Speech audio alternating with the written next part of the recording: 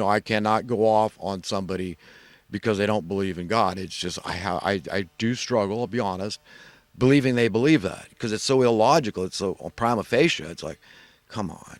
That's like saying I remember hearing this one story I read in some Christian book about this workbench this guy had at home with all this hardware, nicks and knacks and tools and et cetera, whatever, parts and stuff. And it all tipped over the entire workbench. And he showed this other guy, an atheist, he showed him this fine Swiss watch. And he said, look, this thing came out of that rubble. I pulled this out. I mean, that's what it's like saying. I came up with my own analogy. It's like saying you could stick a junkyard in a tumbler, a big ass tumbler, and just roll it around long enough, and it might take 100 billion years, trillion years, whatever they scientists say it took, to evolve through natural selection and all this. And then out of that comes this brand new Harley or Cadillac or something.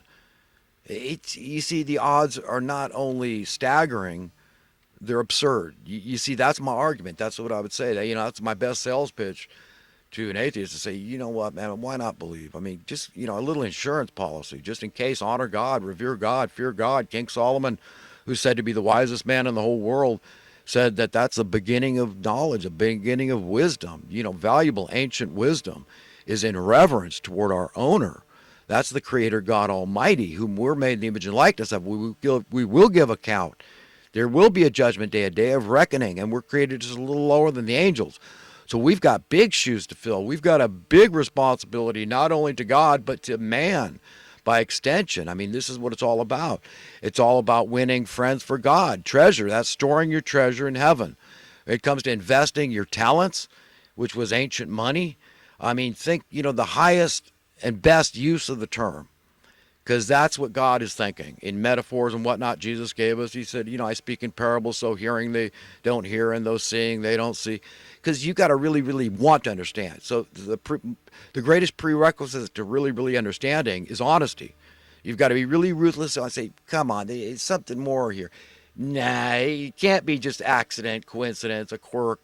Not when it's replete over and over and over, the male-female paradigm. I mean, come on, this is ridiculous. Even in the flora, you see it. A lot of times you need a male plant to pollinate, or the female, or whatever the case may be. Some are hermaphrodites, just like creatures. It happens. That's a quirk, a fluke. But God doesn't make any junk. You're not junk. I'm not junk. We're the precious treasure He's after. He wants friends. He doesn't want to force you to be His friend. That doesn't work. Okay, and He's not a yes man. Okay, that's not a friend. And then what does He want? Once you say you want to be His friend of your own free will and accord, He just says, look, my yoke is easy, my load is light. Okay, let's have a relationship here. Let's settle. I'm going to put you in a better place. You're ready to live in a world without any form of money? This is paramount to understand, and the kind of wisdom I'm trying to convey, to impart to my meager audience, which is fine with me.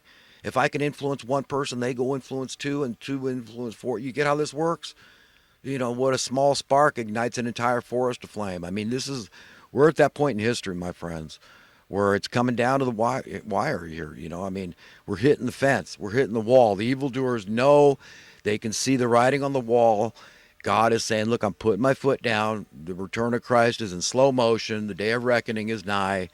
And you're going down, evildoers. Okay, the captives must and will be set free. This is the whole story. This is the Bible. That's the story in the Bible. That's what's going to happen. Okay, we know that we love freedom. We know these things. We know that we love security. We know these things. We know that we love prosperity. We know these things. And we can know that we can have these things without any form of money. Do you understand? You can't comprehend the bounds of the universe. I can't either. It's what? I mean, how do I know where it ends? I mean, how many miles, light years to the bounds of the universe? And then what's beyond that? Another universe? People have a right to ask these things, but it can make you a little nuts when you think about how, it's out of our pay grade. It's out of the. beyond our pay grade. It just makes your mind just reel with wonder. I mean, how big is this thing, man? I mean, you got, you can't even count how many galaxies are out there. And within each galaxy, you got all these solar systems and habitable planets. You consider Drake's equation, which makes a lot of sense. It's like, hey, yeah, you know what? The odds are extremely greater that there's all sorts of other life out there, okay? Simple as that. Simple as that. So, I mean, that's a big deal. That's the kind of thing that's kept from us. You see, knowledge being power, the evildoers don't want the masses, the commoners, the useless feeders, how they think of us today. They don't need us anymore for anything. They don't need the slaves anymore. I mean, that's a controversial, incendiary term, slave. People should not think black people when it comes to slaves. Slaves have come in every color. Look at your history books. Okay, my family has no history of enslaving people, and most Americans have nothing to do. They've got none of that. There's just a fragment, a tiny percentage of Americans that still can say, yeah, I was related to a slave driver. And some of them were probably nice, good masters that their slaves liked. Okay, do you understand? I want you to consider what I'm saying here. But one thing a slave had going for them was that they felt needed. They felt useful. Therefore, they felt appreciated, you have to admit. And you had to take care of your slave if you wanted them to perform. I mean, think of a slave as just a pejorative term for a servant, okay? And who isn't a servant today? We're on this freaking hamster wheel that keeps getting harder and harder to turn.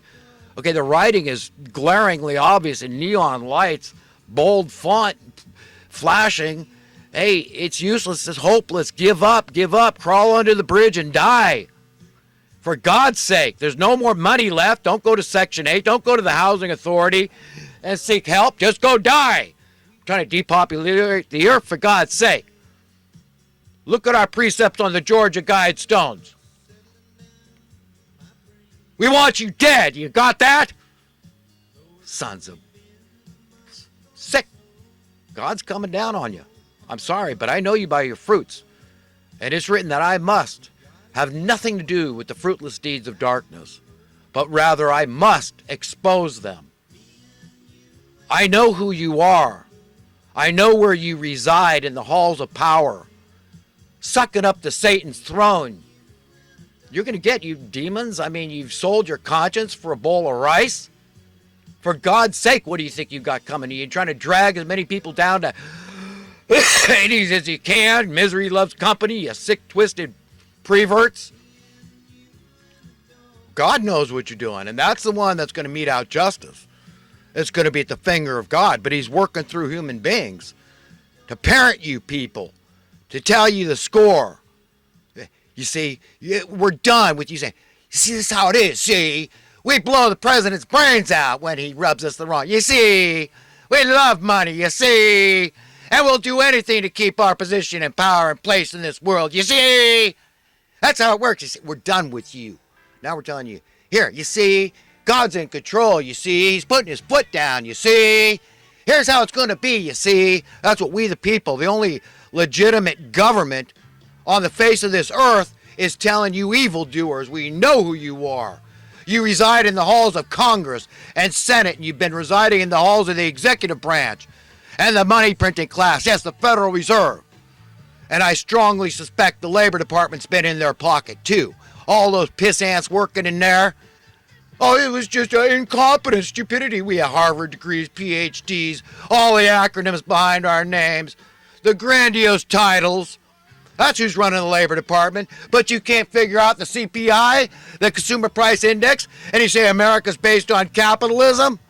Anti-capitalism, 180 degrees different. Call it what you want, a kakistocracy, a kleptocracy, whatever you want. Fascism, communism, but it ain't capitalism, friend. These are evil people. So this is the spiel. My passion is directed toward evil men that might be listening. And that's how you need to get. If you have contact with evil men, you need to tell them the score, okay? Lay down the law and tell them how it is, okay? When they try to give you that gangster rhetoric of what it's going to be, oh, no. No, the worm is turning. The tide is changing. Do you understand? You're going down. And it's by the very finger of God, the power from on high, that's going to drive you people under mountains, to hide, to cover your faces from the Lord, because you're scared to death of the consequences of your heinous crimes toward humanity. And they are heinous. Okay, and God is filling that cup with the fury of his righteous indignation, and it's bubbling over. That's what's happening here. And you're feeling a few of the first, just the foam. That's all that's coming out now at this point. But it's all going to come out in full force. And the finger of God has come down hard and heavy on you evildoers. Okay? There's no reason in the whole world at this point in human history why we can't be enjoying full, universal freedom, true, absolute freedom. It's an absolute term. And if we're not financially free, we're not free. You understand? That's what people got to understand, these things. And you can imagine a world without any form of money. Okay? You can do it. And I implore everybody to do it. Okay? I exhort everyone to do that, because there's no shortage of real estate in heaven. So anybody that keeps quiet about how to get to heaven, how to be found worthy and deserving and inheriting a better world, I mean, you got to answer for that someday. Everybody, I don't care if you figure you're saved and your values are right, and God's going to, he's going to sanctify you and find you worthy and deserving of inheriting a better world. Okay? But, some other guy isn't. But you had an opportunity to open your mouth and say something. Remember, silence is death. So their blood becomes on your hands or head. You had a chance. You get a little window of opportunity called human existence to reach out and try to store some treasures in heaven, win some friends for God. You understand?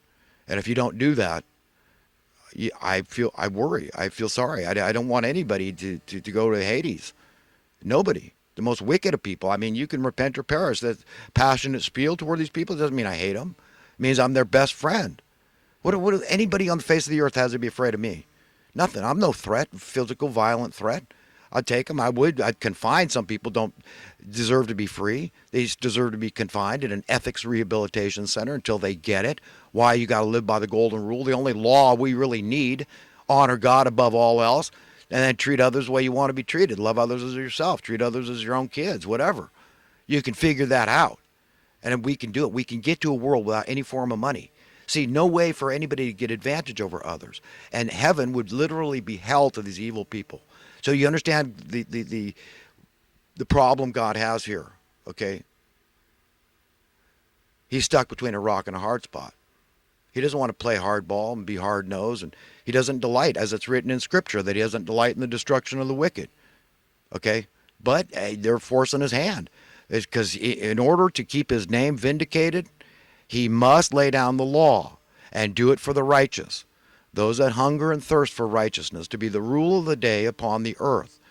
God's law, simple, freeing, fantastic for everybody. Okay, imagine a world where every day, no matter what task somebody was doing, how they were finding themselves, they chose, one day at a time, they could change their mind anytime. Doing what they're doing with their lives to be useful, where they're doing it, for who they're doing it, how they're doing it, was you knew with 100% certainty it was of their own free will and accord. There was no coercion at all. There was no ultimatum at all. You understand? There was no extra reward at all. No advantage to what they did. And the same held true for you. No big brother needing to tell you what to do. You understand? No other creature has that yoke, that burden. But yet we accept it as normal. We listen to the mainstream media. We've all been trained. I mean, we're done. We're cooked, man. But I mentioned the Labor Department. They've done it. They've been just as culpable as any of the money printing class, the Bilderberger group types, these world leaders, the money, follow the money. These are the most evil people. They love money more than human beings, commit genocide, happily kill 7 billion people as long as they're not one of them, and they get to keep the money. You understand? They love money above all else. And Jesus, that's a root of all evil. It's like a false competing God. You understand the implications here, the power of that knowledge. I mean, to understand that we've got a juggernaut of pure evil genius that we're up against. And you think we don't need God? We need God all the way, baby. to get through this thing, these storms. I mean, this is gnarly stuff from on high that we're experiencing, and we can expect more tumult. It's called the tribulation. I believe that's what started here. And it is the foam coming out of God's cup of fury. He's tired of it. He's tired of having to witness these dubious wars where innocent men, women, and children are maimed and killed. I mean, wouldn't you be if you were God and those are your equally beloved, precious children? It's horrific beyond description, and we're making God witness that. So it's not just us witnessing, us puny humans, us mortal beings. Look what we're witnessing now. Look what we're witnessing at this point in history. It's horrific. We need God more than any other time in ever